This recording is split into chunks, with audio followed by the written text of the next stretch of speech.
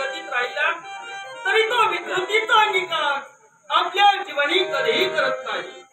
चंदन वृक्षाच्या मुळाशी किती महाभयंकर सर्पांनी वेष्टन देऊन बसण्याचं कार्य केलं असेल.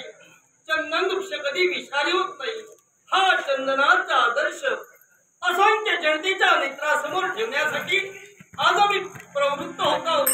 चंदन ज्याप्रमाणे झिजून अखिल जगताला सुगंध देतो तद्वतः माझा मानवी देह अगदी चंदनाप्रमाणे झिजून माझ्या जनतेचं हित मला साधायचं आहे.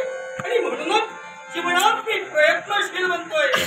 आज जनतारूपी जनार्दनाच्या अपूर्व समुदायाचं निरीक्षण केलं असेल मनाला समाधान वाटतंय.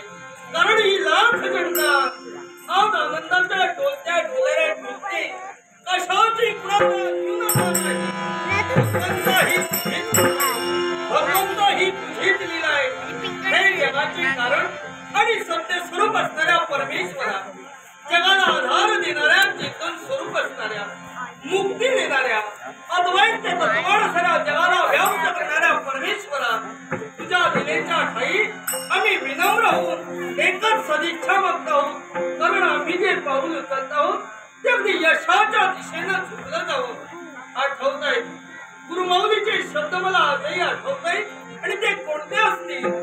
मानवी प्राण्यानं स्वतःच्या अंगावर भूषण परिधान करून चालत नाही. ती अंगी असावी लागतात. आणि ती कोणती असतील?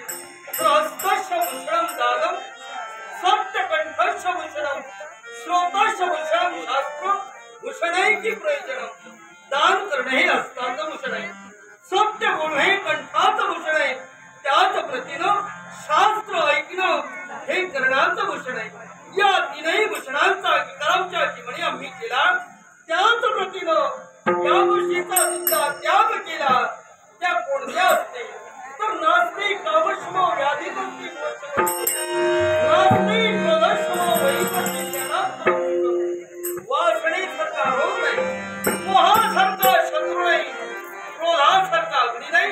आणि या पृथ्वीचा ज्ञान संपादन करणं याच्यासारखं सुख कोणतंही नाही. म्हणूनच 12 वर्षाच्या प्रदीर्घ काळापर्यंत गुरुआश्रमी जाऊन राहिलो. त्यांची सेवा केली. विद्याभ्यासात पारंगत झालो. आणि पुनश्च माझ्या काशीनगरीत आमचे शुभचरण लागले.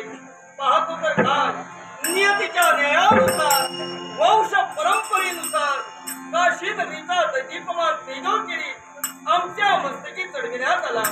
त्याच वेळेला आमच्या नगरचा जय जयकार केला. राजाधिराज निलभट महाराजांचा जय जयकार जय जयकार जय जयकाराची कर्णाची तृषा शांत झाली. आणि त्याच वेळी आम्ही मनोमन प्रतिज्ञा केली मी जगेन तो माझ्या राज्यासाठी, मी मरेन हे माझे प्रतिज्ञापूर्वक शब्द भगवंत मला सत्य करायचे. आणि म्हणूनच तुझा आशीर्वाद माझ्या सदैव पाठीशी असते, सदैव पाठीशी असते, सदैव पाठीशी असते.